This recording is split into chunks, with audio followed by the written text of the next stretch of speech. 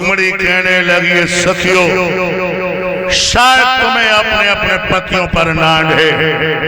मैं गंगा की तरफ हाथ उठा के कह रही हूँ, मैं ऐसा पति ढूंढूंगी जो मेरे पति के सामने तुम्हारे पति चरणों की धूल होगी। एक लड़की कहने लगी, जा जा, जब गंगा पार को गोदन ढूंढ लिए तब तो से बात कर लूंगी। मेरे भैया, सखियों के मध्य से रुक्मिणी निकल गई और धीरे धीरे रुक्मिणी लला प्रमोद 8 साल की हो गई। हेलो, हो गई 3-4 साल की रुक्मिणी हुई है 11 साल की। 11 की हो गई? हाँ। अरे एक दिन देवर्षि नारद बीड़ा को बजाते हुए और गीत गाते हुए जा रहे, और बड़ो मीठो गीत गाते रहे, बड़ो मीठो गीत।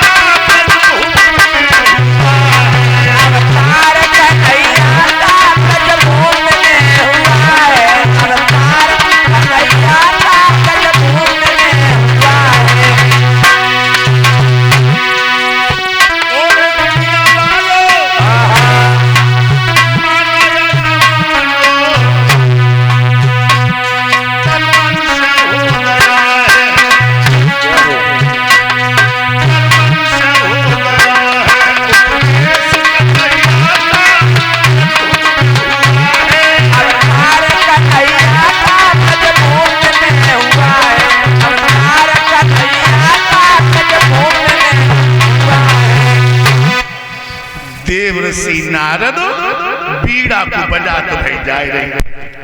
लला जब बीड़ा को बजाते हुए जा रहे और रुक्मिणी आटा पे खड़ी अपने केसों को सुखाए, एकदम रुक्मिणी बोली, ए बाबा इधर आओ, ए बाबा इधर आओ। देवर्षि नारद आए और उंगलियां पकड़ के अंदर घर में लिवाए गई। 4 भाई बैठा लो, एक कटोरी में दही ले आई, बाई में दूध डाल लाई और हाथ में दे दिया।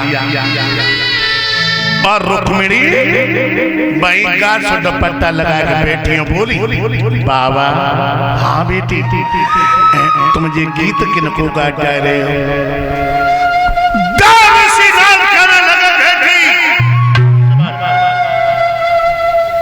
ब्रज में भगवान कन्हैया ने जन्म लिया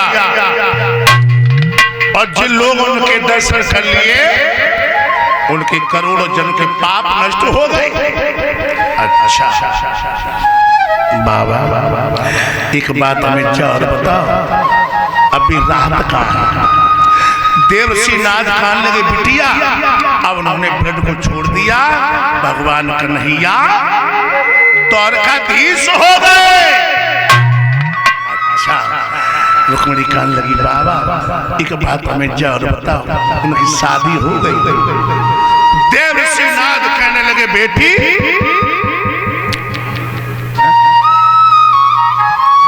अबे कन्हैया की शादी ना है भाई, और उनके बड़े भैया बलराम का विवाह हो गया है। हाय दैया, जो रुक्मिणी ने सुनी कि शादी ना है भाई लला पवन, तो रुक्मिणी ने मन ही मन में संकल्प कर लिया। क्या संकल्प किया? क्या किया?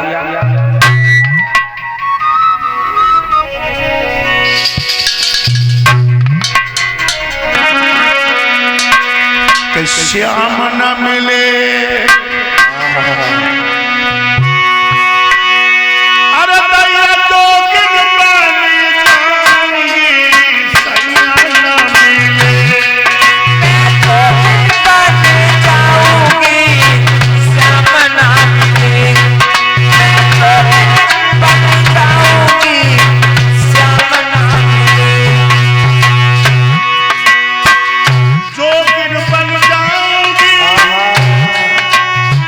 जो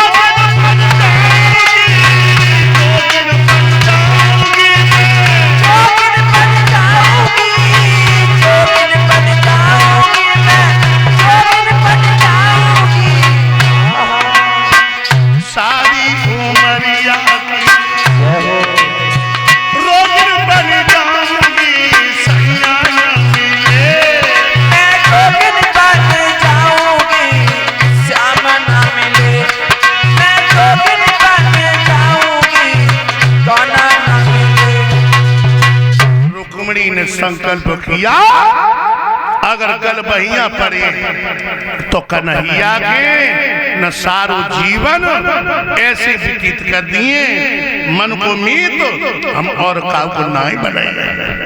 और ये रुक्मिणी कैसे साल की हो गई? 2 साल 6 महीना 2.5 दिन की। अब रुक्मिणी हुई है 18 साल की। 18 हुए?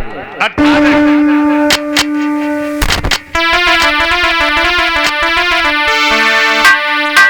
अरे कैसी चंद बदल युजियारी अपराध हुए पितरिया कैसी चंद बदल युजियारी अपराध हुए पितरिया कैसी चंद बदल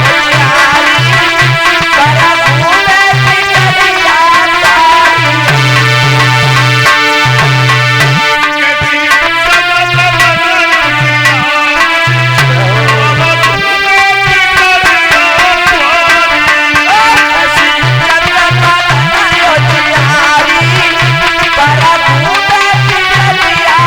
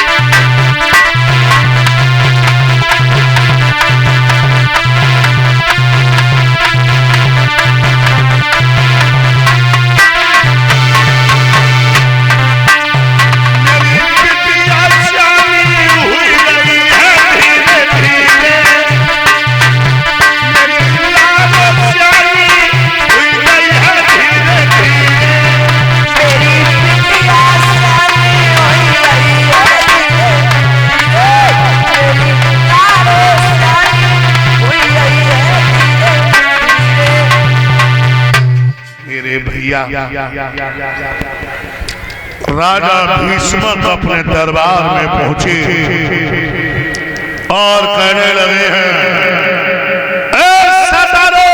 कहिए सरदार, तुम देख रहे हो मेरी बेटी रुक्मिणी शादी के लायक हो गई।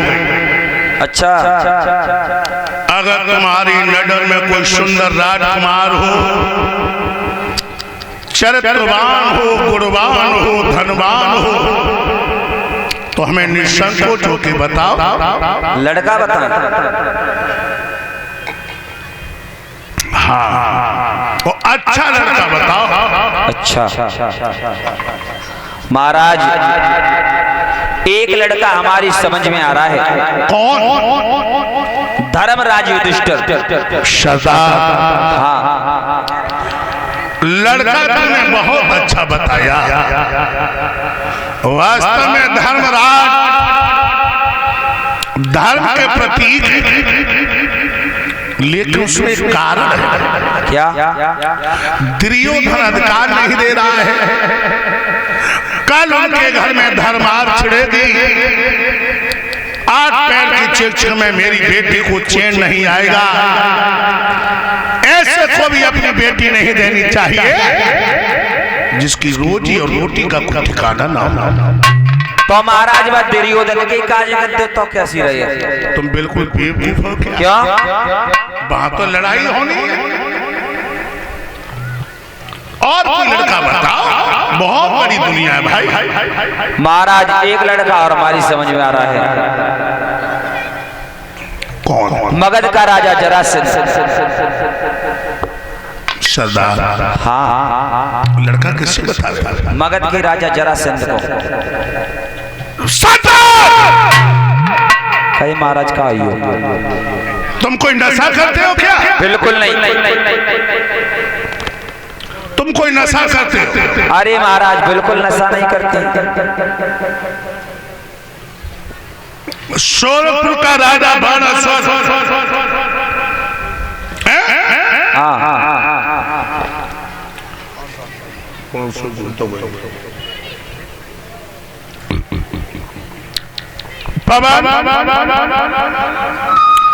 हमें मालूम पड़ रहा है कि हमारे जाने के बाद ये कोई नशा करता है। बिल्कुल नशा समझ गया टाइम फायदा है। और ललुआ की मम्मी और बैठी है, अब ये तो नहीं समझ पाए। क्यों? सूखो नशा और का तो तुम्हें पता है, गांजा और पी ले जब को पीता है। अरे महाराज हम जानते ही नहीं। अम्मा कसम खाए दे ली। अब विश्वास हो चना हो, हम सत्य बात बोलो कर। हम जानते ही नहीं नशा होत का है। जे कतई जानते तो नशा कैसे होता? अरे हम कछु नशा सा नहीं। और का अब दूध के दांत धोरू जाके गिरी। अगर नशा नहीं खा तो नशा कैसी बात क्यों कर रहे हो? कौन सी नशा वाली बातें करी? किसे लड़का बता रहे हो? मगध के राजा जरासंध। मगध को राजा जरासंध हुई है 7 साल। हाँ। और मेरी बिटिया की उम्र कितनी है? 18 साल। ऊँट के करे में बकरिया को लटका। तो मैं एक बार बताए महाराज, बताओ। अगर आजकल देखा जाए तो दौलत के पीछे लोग उम्र नहीं देखते। समझ रहे हो? दौलत के पीछे लोग उम्र नहीं देखते। भैया ये बात सही है।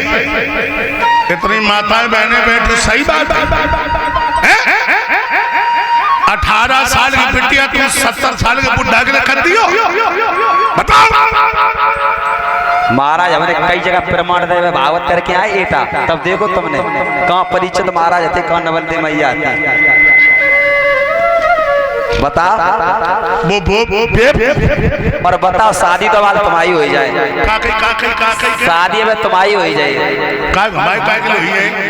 बताओ, हमें पता है लला पवन है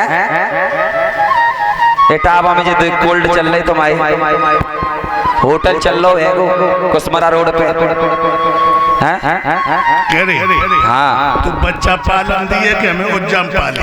अच्छा, जयपुर वाली कोठी ये बन रही है, 15 दिन नहीं भाई लेंटर पर है जे कहाँ जे सोई तो कह रहे। सुन, हाँ लड़की धनीन हो जाए लेकिन कभी परहीन नहीं होनी चाहिए। समझे? हाँ। अरे नशा नाश करतु है भैया,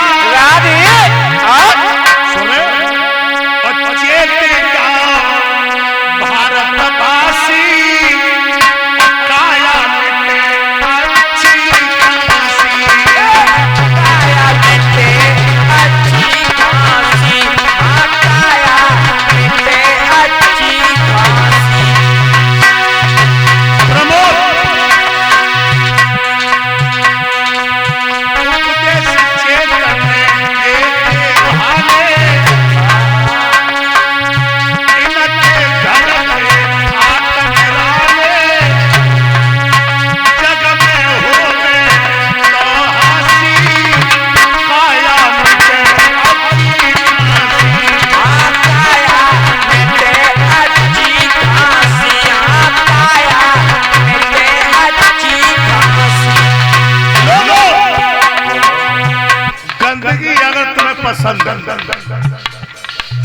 गंदगी अगर पसंद है तो गुटखा खाना सीख जा। और भीख मांगनी है तो बीड़ी पीना सीख जा। बताओ बात सही है कि नहीं?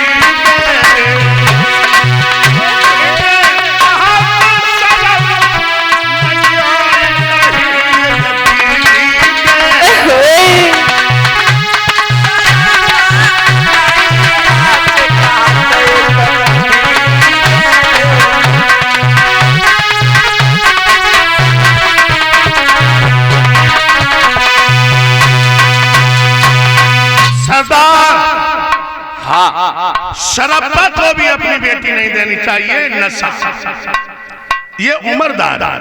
और सुनो, और कोई लड़का बताओ। अब हमारी लड़कन की फैक्ट्री ना है, एक लड़का और हमारी नजर में आ रहा है। बताओ। श्रोडिंगर का राजा बाणासुर। अब मैं समझ गया। का समझे? तू हमारी आंखों में धूल झोंक रहा है। अब ना समझ पाओ तब कहूँ तुम समझ नहीं पाओ। अब ये पक्का नशा करता है। अब कोई माने या ना माने। हाँ जा सही बात है। अब समझ ही आता ठीक। बिल्कुल नहीं। लड़का किससे बता रहे हो तुम? श्रोडिंगर का राजा बाणासुर। श्रोडिंगर का राजा बाणासुर सुबह से लेकर शाम तक शराब पीता। कौआ कौन सी गंदी चीज नहीं खा सकता, और सरप्पा कौन सा बुरा काम नहीं कर सकता है? बताओ महाराज। हाँ। अगर आजकल देखा जाए तो सरप्पा ही बड़े कहलाते हैं, क्योंकि महाराज बोतल 2000 रुपया की आते, दिन में कमाते नहीं है 500 रुपए, और अगर रोज 2000 रुपया की बोतल पिए तो वे बड़ी हो जाए। सरप्पा बड़ा होता है। जब 2000 रुपया खर्च करे तो बड़े कहलाए जी महाराज। पहले इन्हें पूछो जो आगे माताएं बहनें बैठी हैं, इन्हें जब सरप्पा बड़ो होते।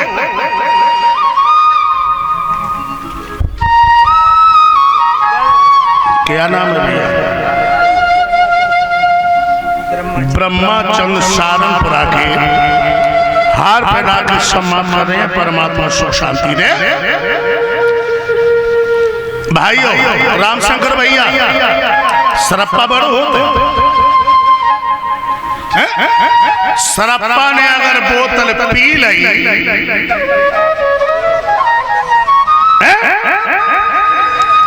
और अगर फटो पेटी कोट, बच्चन के अंडरवियर नहीं होंगे, अब पी के कुसमरा के चौराहे पे, एरवा कटरा के चौराहे पे सेंसा